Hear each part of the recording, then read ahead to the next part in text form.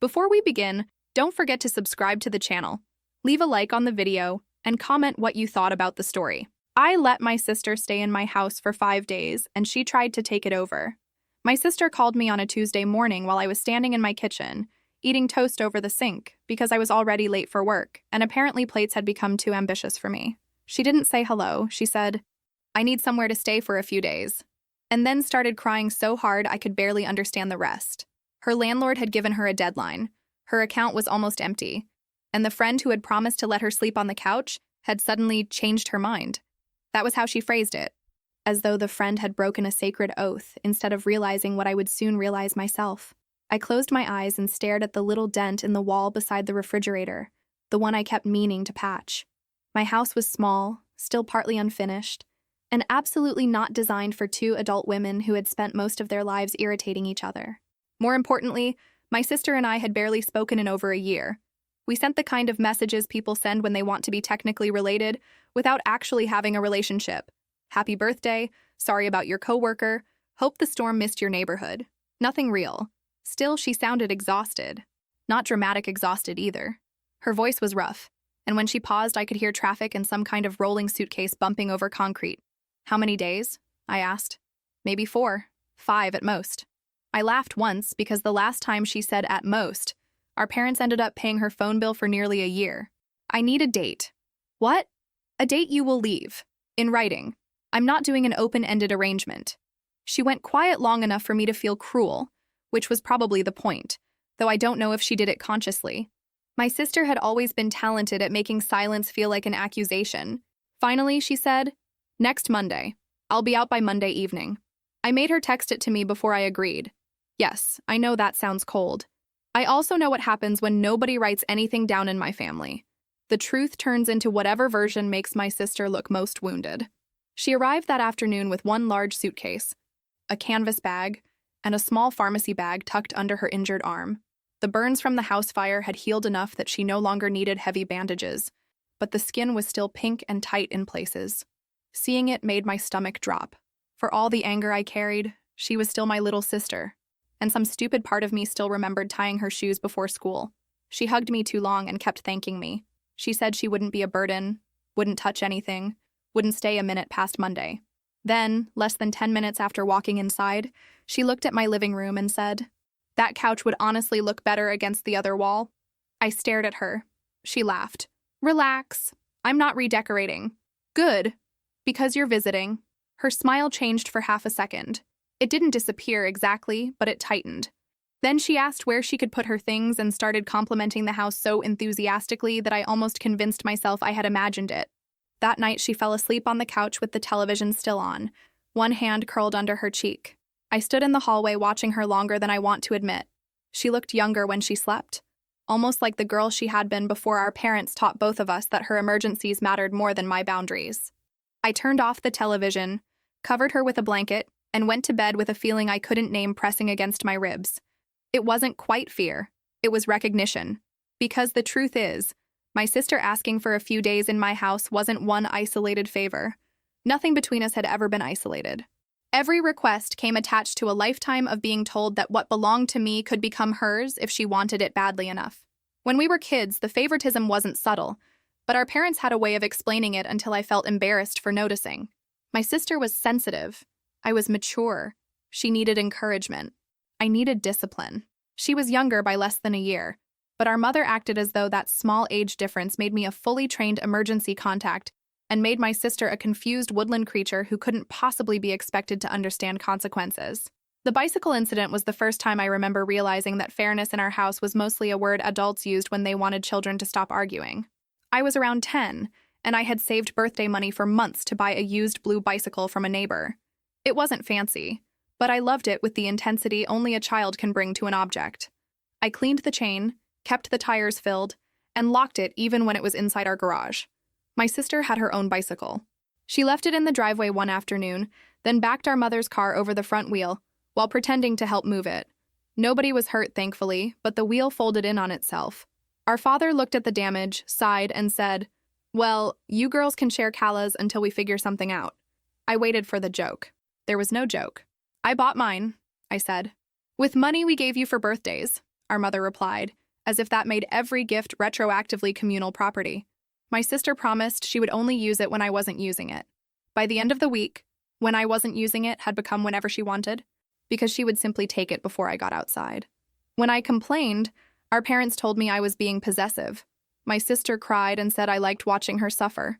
I was 10, standing in the garage beside the empty space where my bicycle should have been, getting a lecture about generosity from people who had taken my thing without asking. A few months later, she came home with a bad grade in math. Our mother sat beside her at the table, rubbed her back, and said the teacher probably hadn't explained the material well. When I got a similar grade the following year, our father took away my weekend plans and made me redo every assignment until midnight. I remember asking why the rules were different. "They aren't different," he said. "You can do better." That sentence followed me for years. "You can do better" sounded like praise if you didn't examine it too closely, but what it really meant was that I would always be punished for being capable. My sister could fall apart because everyone expected her to. I had to hold myself together because everyone expected me to. I didn't hate her then. I want to be honest about that because it would be easier to tell this story if I could say she had always been a monster and I had always seen through her. I adored her when we were little. I shared snacks with her, defended her at school, and once slept on her floor for 3 nights because she was convinced something lived under her bed. We made up games in the backyard and whispered after bedtime until our father knocked on the wall. But affection doesn't erase patterns. Sometimes it only makes them harder to recognize. By middle school, my sister had learned that crying first usually made her the injured person, even when she had started the fight. I had learned that defending myself too forcefully would be called cruelty, so I became careful. I used calm words. I kept receipts. I tried to be reasonable before I even understood why a child should need to build a case inside her own home. The strange thing was that our parents genuinely believed they loved us equally. Our mother would have sworn it. Our father would have looked offended. They didn't think of themselves as people who favored one daughter. They thought of themselves as people balancing 2 very different daughters. My sister received softness because she struggled. I received pressure because I could handle it. And whenever something had to be sacrificed to maintain that balance, it was almost always mine. The worst thing that happened between us as teenagers started with a lie my sister wanted me to tell. She was 14, I was 15, and she had been secretly meeting an older boy from another school. Our parents had forbidden her from seeing him after catching him dropping her off late one night, but she treated rules like temporary obstacles that could be moved if enough people cooperated. One Saturday afternoon, she came into my room wearing too much perfume and asked me to tell our parents she was going to the library with me. I wasn't going to the library. I had plans to work on a group project at a classmate's house, and I refused. She said, "You don't even have to do anything. Just say I was with you if they ask." No. Her face changed immediately. "Why do you care?" "Because they'll blame me when they find out." "They won't find out." I kept folding laundry because I had already learned that eye contact made her feel like an argument had become official. "Then you don't need me to lie." She called me jealous. She said I couldn't stand that someone wanted her. I told her she was acting ridiculous. She shoved a stack of folded shirts off my bed, and I shoved her hand away when she reached for another one. It wasn't a dramatic fight at first. It was 2 angry girls saying the meanest available thing because neither of us had the emotional range to say what we actually felt. She stormed outside. I followed because I was furious and because I thought she was going to leave anyway. Our parents were in the backyard, working near the garden. I remember my sister turning around beside the gravel path, her face red and saying, "You ruin everything." Then she picked up a landscaping stone and threw it. I don't think she meant to break my arm. I think she wanted to scare me or hit the ground near me or create one explosive moment that would make everyone stop focusing on what she had done. But the stone hit my forearm hard enough that I heard a sound before I felt the pain. I dropped to my knees. My arm started swelling almost immediately, and I couldn't move my fingers without feeling something sharp shoot toward my elbow. Our mother ran over and asked what happened. My sister said, "It slipped." A stone had apparently slipped out of her hand and crossed several feet of air. Our father looked at her, then at me, and I watched him decide which problem he wanted to solve. Instead of taking me straight to the hospital, they brought me inside, wrapped my arm in a towel with ice, and spent nearly 2 hours debating whether it was really broken. I cried quietly at the kitchen table while my sister sat in the living room. Our mother kept checking the swelling and telling me to breathe. Our father said emergency care was expensive and we shouldn't panic. That might have been partly true, but I knew what they were really afraid of. They were afraid someone would ask how it happened. By the time my fingers began tingling, even they couldn't pretend anymore. During the drive, Our mother turned around from the front seat and said, "Let's just say you fell near the garden." I thought I had misunderstood her. "What?" "You were both upset. We don't want this turned into something it wasn't." My sister was sitting beside me, staring out the window. "She threw a rock at me. She made a mistake," our father said. "You don't need to destroy her life over one mistake." That was the moment something in me shifted. My arm was broken, I was in pain, and somehow I had already become the dangerous one because I might tell the truth. At the clinic, our parents gave slightly different versions. Our mother said I tripped. Our father said I fell while carrying something. The bruise was a concentrated dark mark exactly where the stone had hit, and the nurse noticed that I kept looking at my sister whenever anyone asked a question. After the x-ray confirmed the fracture, the nurse asked my parents to step out so she could help me change into a sling. Once the door closed, she asked very calmly, "Did someone hurt you?" I started crying so hard I couldn't answer for a minute. Then I told her everything. A report was filed. A social worker visited our home later. There were interviews, uncomfortable questions, and a period when our parents acted terrified that the family would be separated. My sister became quiet and careful. She apologized once with our mother sitting beside her, but the apology sounded rehearsed and focused mostly on how scared she had been afterward. The case eventually closed because there was no ongoing physical danger identified. My sister didn't throw anything else at me, and our parents became extremely polite whenever professionals were around. Inside the house, though, I was treated like I had betrayed everyone. Our mother stopped speaking to me except when necessary. Our father said I had made us look abusive. My sister told me I had wanted attention. For months, I wondered if telling the truth had been selfish. That is what they did to my sense of reality. I was the one with the cast, and I still felt guilty. After that, our family became better at appearances. We smiled in photographs. Our mother praised both of us in front of relatives. Our father stopped making obvious comparisons where anyone else could hear. But privately, the same rules remained. My sister's mistakes were emergencies that required teamwork, while mine were evidence that I wasn't trying hard enough. I responded by becoming painfully self-sufficient. I got a part-time job at a local movie theater during my last year of high school, mostly because I wanted money nobody could reinterpret as belonging to the family. I sold tickets, cleaned sticky floors, and came home smelling like butter and cleaning solution. It wasn't glamorous, but I loved checking my account and knowing every dollar had come from hours I had worked. When college decisions arrived, our parents sat us down at the dining table. My sister had been accepted to a private school she loved. I had been accepted to a more affordable state college and received a partial scholarship. I remember our father folding his hands and saying they could only fully support one of us. I already knew who. "You've always been good at figuring things out," our mother told me. "Your sister needs more help." My sister looked uncomfortable for maybe 5 seconds, then asked whether the school deposit had already been paid. I took loans for the part my scholarship didn't cover, kept working, and studied business administration because it seemed practical. I chose the shortest route toward never having to ask my parents for money again. College was exhausting, and I wasn't some flawless, hardworking hero the entire time. I skipped classes when I was overwhelmed, drank too much at a few parties, and once spent an entire rent payment on a repair because I had ignored a warning light in my car for months. I cried in a campus bathroom after failing an exam, and then lied to everyone that I was fine. But I kept going. My sister lasted less than 2 years at her school. She failed several courses, changed programs twice, and eventually left. Our parents paid off the balance she owed and said traditional education had never suited her learning style. When I graduated, they gave me a card and a small check. The card said they were proud that I had managed everything so independently. I wanted to tear it in half. Instead, I thanked them. That is one of the parts of myself I dislike admitting. I kept hoping that if I behaved well enough, achieved enough, and asked for little enough, they would finally notice the difference in how they treated us.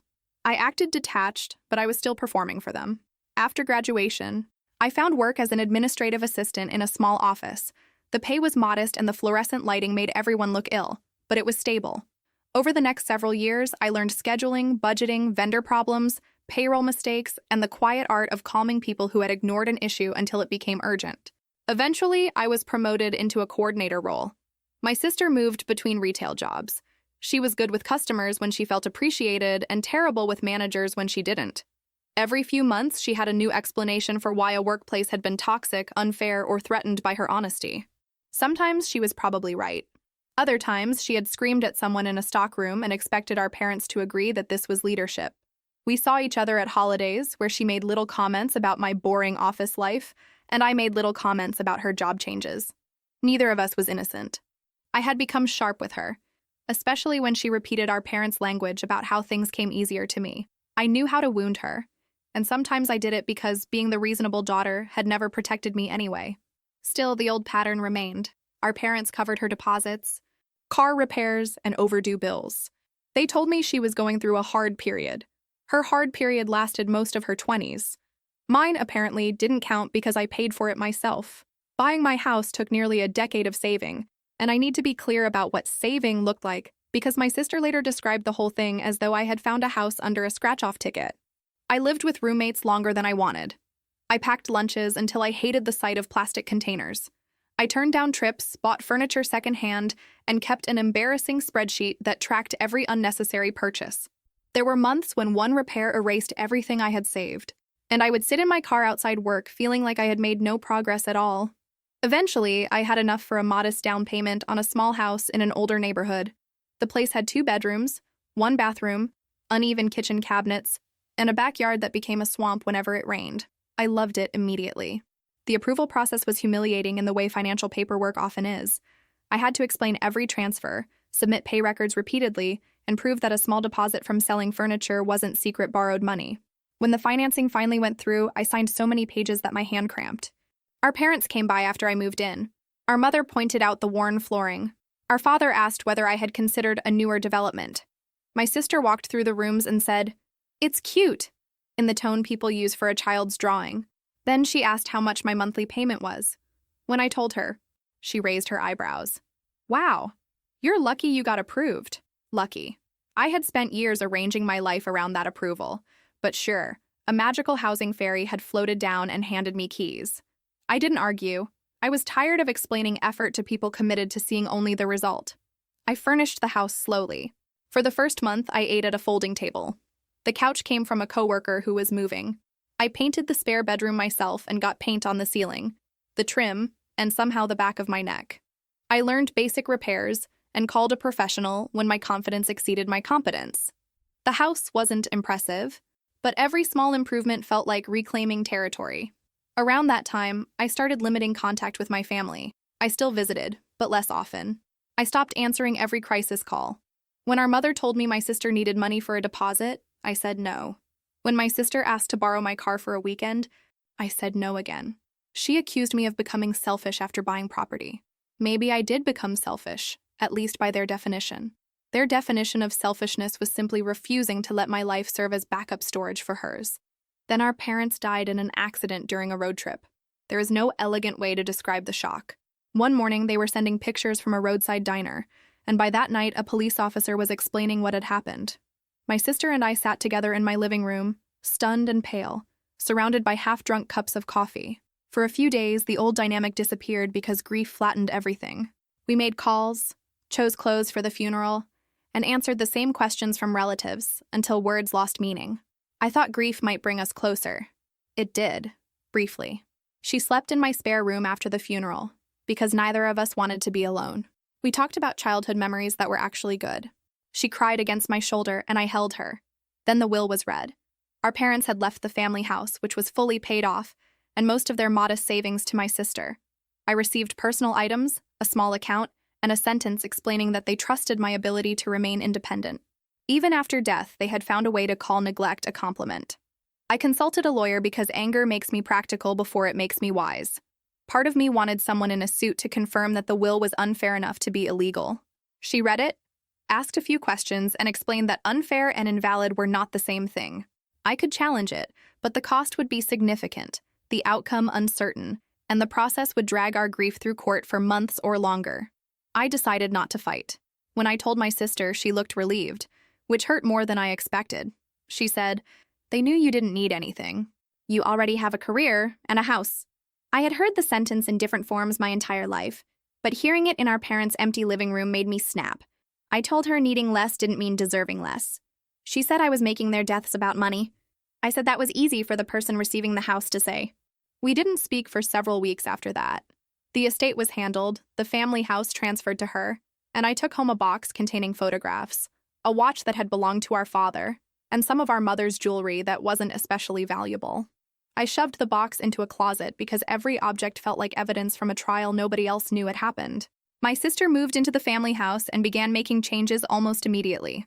She sent pictures to relatives, talked about creating a fresh start, and told everyone she felt our parents had trusted her with the family legacy. I muted the family group chat after reading that phrase. For a while, our contact became purely formal. She wished me happy birthday. I thanked her. I sent a brief message on the anniversary of the accident. She replied with a heart. That was it. Then, a little over a year later, she called from the hospital. She had let the homeowner's insurance lapse after ignoring multiple notices. She later said she thought she had more time to renew it, and maybe she did believe that. She had always lived as though deadlines were opening arguments rather than actual endings. One night, she fell asleep after smoking in the living room. A cigarette wasn't fully extinguished, and the fire spread through part of the house before a neighbor noticed the smoke. She got out, but not before burning her arm while trying to grab a bag near the doorway. The house was badly damaged. Without active coverage, there was no payout. She sold the land and what remained of the structure for far less than the property had been worth. By the time she paid medical bills, cleanup costs, taxes, and old debts, the amount left was enough to start over, but not enough to restore what she had lost. I visited her in the hospital because despite everything, I couldn't ignore that call. She looked small in the bed, her arm wrapped, her hair greasy, her face gray with exhaustion. She started crying before I even sat down. I ruined everything, she said. For once, I didn't disagree. She asked whether I could loan her money. Not give it to her, she insisted. Loan it. She would pay me back as soon as she was working steadily. I almost said yes. I truly did. Seeing her injured brought back the part of me that had always stepped in after the explosion, even when she had lit the fuse herself. But then she mentioned an amount large enough to wipe out most of my emergency savings. I told her I couldn't do that, but I could help her contact housing assistance, make a budget, and find a cheaper place. Her tears stopped with impressive speed. So, you came here to lecture me? No. I came because you were hurt. You have savings. I have a mortgage and my own bills. She turned her face toward the wall. Mom and Dad would be disgusted. That sentence ended the visit. I stood up, told her I hoped she recovered, and walked out before I said something unforgivable. I made it all the way to my car before I started crying, not because she had insulted me, but because even after they were gone, she could still use our parents like a weapon. She eventually accepted some of the practical help I offered, though she made sure to act as if it had been her idea. She rented a small apartment with part of the money from the property sale and found another retail job. For a few months, she seemed more stable. We exchanged occasional messages, and I allowed myself to believe the fire had frightened her into taking things seriously. Then she financed a newer car. When I asked why, she said her old one was unreliable and she needed dependable transportation to keep working. That sounded reasonable until she told me the payment. It was more than I had paid in rent with roommates years earlier. You could have bought something cheaper, I said. I deserve one decent thing after everything I've been through. That was my sister's favorite kind of logic. Any suffering, including suffering caused by her own choices, created a moral obligation for comfort. I should have kept my mouth shut. Instead, I said, "You had a paid-off house." She hung up on me. Over the next year, her work hours changed. Then she lost the job after an argument with a manager. She found another position, but the income was inconsistent.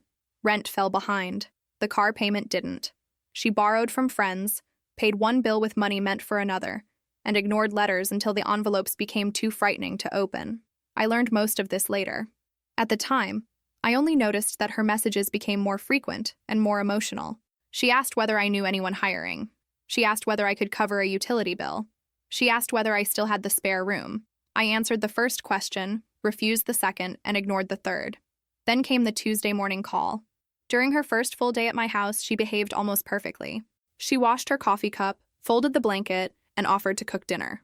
She told me she had a job interview later in the week and was certain she would be able to rent a room soon. I wanted to believe her. I also wanted to enjoy being the helpful sister for once, without feeling like an idiot, which is not the same thing. By Thursday, small changes started appearing. Her toiletries spread across my bathroom counter. A second pair of shoes appeared by the front door, then a third. She moved a stack of my mail to make room for her bag and referred to the kitchen cabinet as the one we're using for snacks. I corrected her every time. On Friday evening, I came home and found the couch pushed several feet toward the opposite wall. She was standing in the living room looking pleased. See? It opens the room. My work bag slid off my shoulder. Put it back. Seriously? Yes. It took me forever to move it with one arm. That was your first clue not to move it. She rolled her eyes and said I was being controlling. I told her it was my house, which should have ended the discussion, but somehow made it worse. You keep saying that, she said, because you keep forgetting it.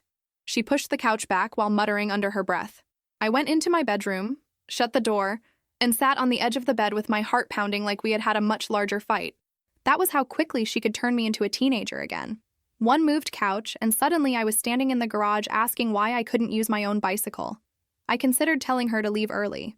Then I pictured her burned arm, her suitcase, and the expression on our mother's face whenever I refused to help. Dead people should not be allowed to keep controlling a room, but apparently mine had excellent attendance. The real warning came on Saturday afternoon. I was in the hallway carrying clean towels when I heard my sister talking on the phone in the spare room. The door was open, and I wasn't trying to listen until she laughed and said, "Yeah, I moved in with Kala for now." I stopped walking. There is a huge difference between staying for a few days and moving in, and she knew it. I waited until she ended the call, then stepped into the doorway. "You didn't move in." She looked up from her phone. It was just a way of saying it. "Tell whoever that was you are staying until Monday." Her expression hardened. "Why are you obsessed with the wording?" "Because wording becomes reality with you." She called me paranoid. I reminded her of the text confirming her departure date. She said she remembered and asked whether I planned to frame it. The rest of the day was tense. She stopped offering to help and began moving around the house with exaggerated care, as though I had made her feel unwelcome for breathing. That evening, she used the phrase "our kitchen," then smirked when I corrected her. It was childish, but it was also deliberate. On Sunday morning, I asked about the room she planned to rent. She said the person had stopped responding. I asked about the job interview. She admitted it had been postponed. I asked where she would go Monday. She stared at her coffee. I thought maybe we could talk about extending things. No, you didn't even let me finish. Because the answer is no. Her face flushed. You have 2 bedrooms. I have 1 bedroom and an office. You barely use it. I laughed because I use that room every day. You don't get to measure how much I deserve my own space.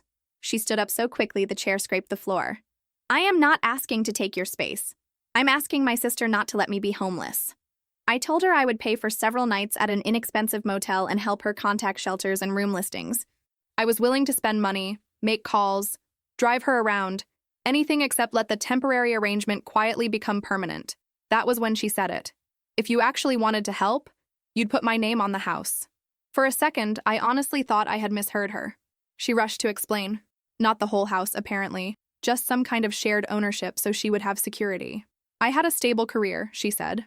I could always buy another place later. Our parents had intended for both of us to have stability, and since the family house was gone, this would balance things. I started laughing, but there was nothing funny in it. You inherited a paid-off house, and I lost it. You let the insurance lapse and started a fire. Her mouth opened. I kept going because years of swallowed sentences had apparently formed a line. They paid for your school. They covered your bills. They left you almost everything. I built this with no help. And you have been here for less than a week asking for your name on the deed. She shouted that I was punishing her for being loved more. I shouted back that at least she could finally admit it. She said I had always been jealous. I said she had always confused being rescued with being entitled. Then I said something cruel. You could burn down every house in the country and still think someone owed you another one. The second it left my mouth, I regretted it. Her face collapsed. She looked at the scarred skin on her arm, then at me. That is disgusting, she said quietly. She was right. It was disgusting. Anger doesn't make every sentence honest. Sometimes it just makes you efficient at cruelty. I apologized for that sentence, but I did not apologize for the boundary. I told her she needed to leave by Monday evening as agreed. She went into the spare room and shut the door. I heard her crying, and I sat on the kitchen floor crying too, furious at her, ashamed of myself, and still completely certain that letting her stay would be a mistake. Monday was painfully polite. I went to work, checked my phone every few minutes, and half expected to find a message saying she had changed the locks out of spite. Instead, she texted around noon that she would be gone before I returned. When I pulled into the driveway after work, she was loading her suitcase into the back of a friend's car. She refused to look at me. A few smaller bags remained inside, and she said she would collect them the next morning. I can bring them out now. I offered. I'm not stealing your precious square footage. I almost responded, then decided I had already done enough damage. I told her the bags would be ready. She slammed the car door and left. The next morning, I asked my neighbor to be present while she collected the rest. That might sound dramatic, but after the rock incident and the argument about ownership, I didn't want to be alone with her if emotions escalated. My neighbor stood in the driveway pretending to trim a plant that absolutely did not need attention. My sister arrived, walked past me without speaking, and carried out the remaining bags. She checked the spare room twice, then demanded to know where a charger was. I found it behind the bed and handed it to her. Happy? She asked. No. Could have fooled me. Then she left, and for several hours I felt only relief. The messages began that evening. The first one said she was sorry for asking about the house and wanted to talk when we were calmer. I didn't answer. The second said she had nowhere safe to sleep because the friend was pressuring her to leave. I sent information for a local assistance line and repeated my offer to pay for a few motel nights if she sent me the booking details. She replied that she didn't need charity from someone who hated her. An hour later, she asked for the motel anyway. I paid directly for several nights. She thanked me, then sent a long message explaining that our parents would have expected me to do more. I blocked her number after she wrote that I had become obsessed with ownership. The next morning, a message came from another number. You can block me, but you can't pretend I don't exist. I blocked that one too. Then came messages from temporary numbers and unfamiliar accounts. Some were apologetic. She said she missed me, that grief had made her unstable, that she had only mentioned the deed because she was scared. Others were furious. She said she knew when I left for work. She said she would keep coming back until I spoke to her. She said I couldn't erase family with a button. At first, I treated each message as a new emotional event. I read it repeatedly, drafted responses, deleted them, then read it again. I lost sleep. I checked the windows before bed and felt ridiculous for doing it. Nothing had happened yet, I told myself. She was angry and desperate, not dangerous. Then I remembered how often our family had minimized things until the damage was visible. I began saving screenshots and writing down dates. I contacted the same lawyer who had reviewed the will, and she advised me not to engage except through a clear written boundary. She helped me draft a final message stating that my sister was not permitted at my home or workplace, and that further unwanted contact would be documented. My sister answered, "You always did love making me look crazy." After that, I stopped replying. I also told the human resources manager at work that a family member might attempt to contact me or appear at the office. Saying it out loud was humiliating. I worried she thought I was bringing personal drama into work, but she was kind and practical. She asked reception not to transfer calls and told me to contact her if anything happened. For the next several days, nothing did. That quiet almost convinced me I had overreacted. The quiet ended on a Thursday night while I was washing dishes. Someone knocked hard enough to rattle the frame, and before I even looked through the window, I knew. My sister stood on the porch beside a new suitcase. I didn't open the door. I spoke through it and told her to leave. "I need to come inside," she said. "No, I have nowhere else. I paid for the motel. You left before the booking ended. It wasn't safe." I asked what had happened. She said people had been staring at her, which was not an explanation. Then she reached for the doorknob and tried it. My entire body went cold. "The door is locked," I said. "You need to leave." She stared through the narrow window beside the door. "I lived there. You stayed here for less than a week. You invited me. And then you left on the agreed date." She began knocking again, not with one polite hand but with both fists, alternating between begging and accusing me. She said she had changed, that she only needed time, that I was abandoning her. Then she said if I didn't open the door, she would sit on the porch until morning and tell every neighbor exactly what kind of person I was. A porch light came on across the street. My neighbor stepped outside and asked whether everything was okay. My sister shouted that this was a family matter. That phrase made something click in me, because family matter had been used to hide nearly every ugly thing in our childhood. The broken arm had been a family matter. The will had been a family matter. Her taking my things had always been a family matter, right up until I objected and became the problem. I told her I was calling the police. She laughed and said I wouldn't. I did. The dispatcher asked whether she had a weapon, whether she had threatened me, and whether she was trying to enter. I answered as clearly as I could while watching my sister move from the door to the living room window. She knocked on the glass and told me to stop being dramatic. When the officers arrived, the scene became embarrassingly ordinary. There was no chase, no screaming arrest, nothing cinematic. Two tired-looking officers spoke to each of us separately. My sister cried and said she was homeless. I explained the messages, the written move-out date, and the attempts to enter after I had told her to leave. They told her she could not remain on the property, and that future attempts could lead to consequences. They documented the incident and waited while she called for a ride. Before she left, she looked at me through the open window of the arriving car and said, "You got what you wanted." None of this was what I wanted. I wanted a sister who could ask for help without treating my answer as theft, and I wanted to open my own front door without feeling guilty. Instead, I closed the curtain. The next morning, I took the police report, the screenshots, and my notes to the lawyer. She said the pattern was enough to request a temporary protective order while we waited for a hearing. I hated the phrase protective order because it sounded enormous, like I was declaring my sister a stranger or an enemy, but the lawyer reminded me that the request wasn't about labeling her. It was about stopping conduct that had already crossed a line. We organized everything in order: the written agreement about Monday, the messages from changing numbers, the warning not to come to my home, the statement that she knew my work schedule, and the police report from the porch. Seeing it all printed made me feel less dramatic and more sad. One message looked emotional. 10 looked like a pattern. The temporary order was issued quickly. It barred her from contacting me and from coming near my home or workplace until the hearing. I read the document 3 times in the parking lot, then cried with my forehead against the steering wheel. Part of me felt relieved. Another part kept imagining our mother saying, "You did this to your own sister." That voice was so convincing that I almost called the lawyer and asked whether I could withdraw everything. Instead, I went home, locked the door, and slept for nearly 10 hours. For the first few days, silence felt unnatural. I still reached for my phone whenever it buzzed. I checked the porch before turning off the lights.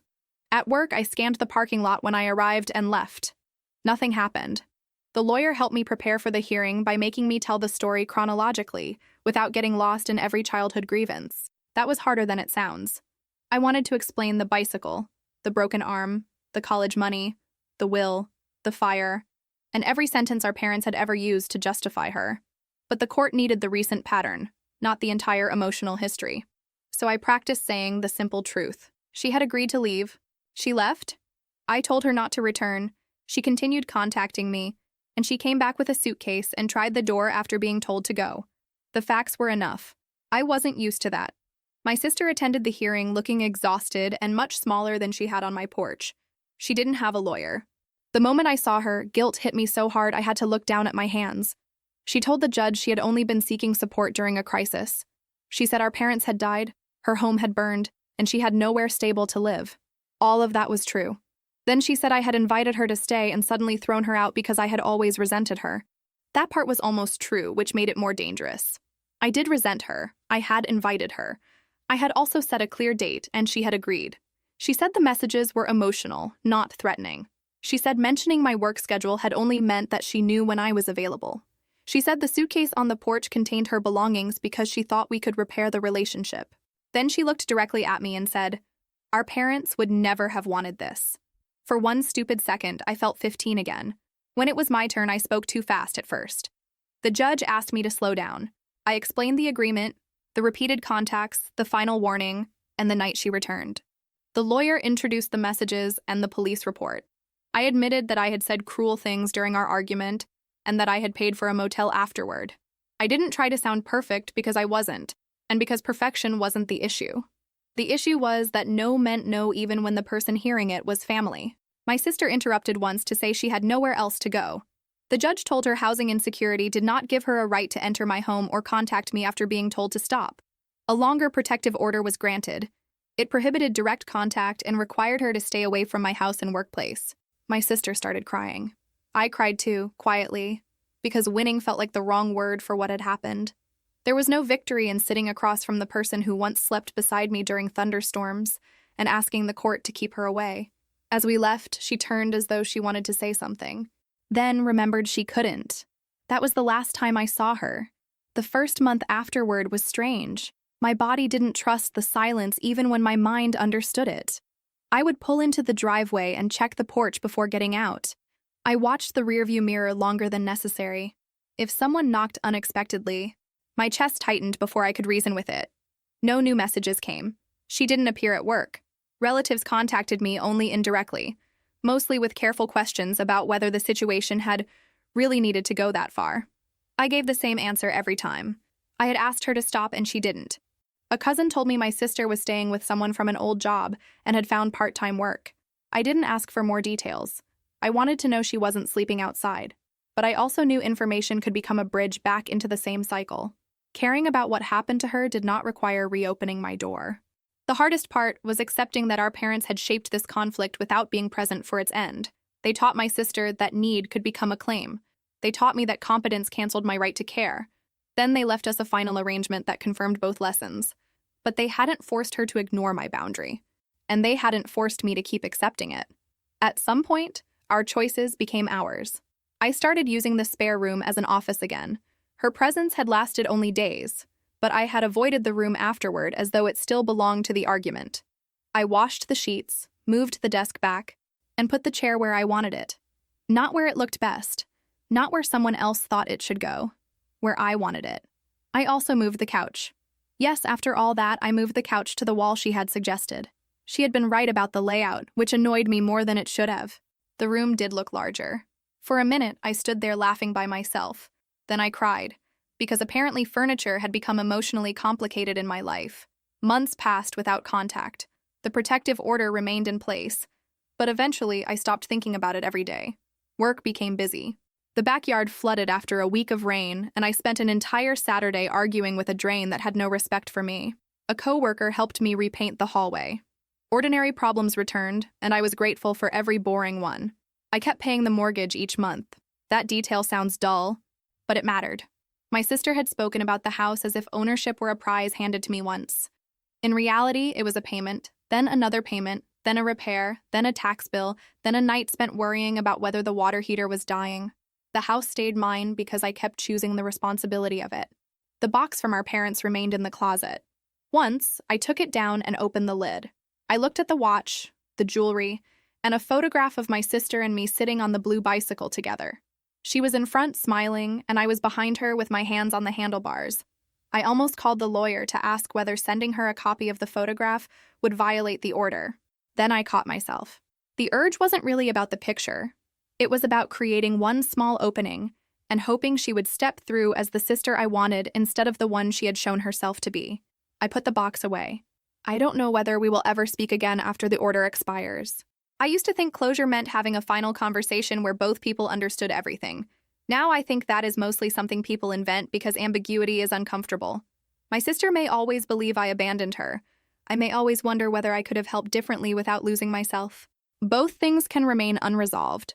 What has changed is that I no longer treat my uncertainty as permission for someone else to cross a boundary. The house is still small. The kitchen cabinets are still uneven. The hallway paint is slightly darker than I intended. And the couch now sits against the wall my sister chose during the week she tried to make my home ours. Sometimes that detail bothers me. Most days it doesn't. I used to think having something of my own would finally prove to my family that I deserved respect. That was naive. People who benefit from your lack of boundaries rarely applaud when you develop them. They call you cold, selfish, dramatic, ungrateful, or obsessed with money. They tell you family should come first, and somehow family always means everyone except you. I still feel guilty sometimes. I still imagine my sister alone in some unfamiliar room, angry at me, grieving our parents and carrying scars from a fire she caused but did not deserve to suffer through. Compassion didn't disappear when I locked the door. That is what made the decision difficult. But compassion is not a deed. It is not a key. It is not permanent access to my life. The last time I checked the porch before entering was several weeks ago. I had groceries in both arms and rain running down my face. And I realized only after I was inside that I had walked straight to the door without scanning the street. The fear had loosened quietly, without asking permission. I put the groceries away, made dinner, and sat in the living room with my feet on the couch. Nothing dramatic happened. No message arrived. Nobody knocked. The house made its usual little sounds as the temperature dropped, and for once I didn't interpret any of them as a warning. The box from our parents stayed closed in the closet. My sister stayed somewhere beyond the life I could safely share with her. I stayed in the place I had built through years of work. Mistakes, payments, and choices nobody else had the right to erase. For the first time, I wasn't trying to prove that I deserved what was mine. I simply lived there.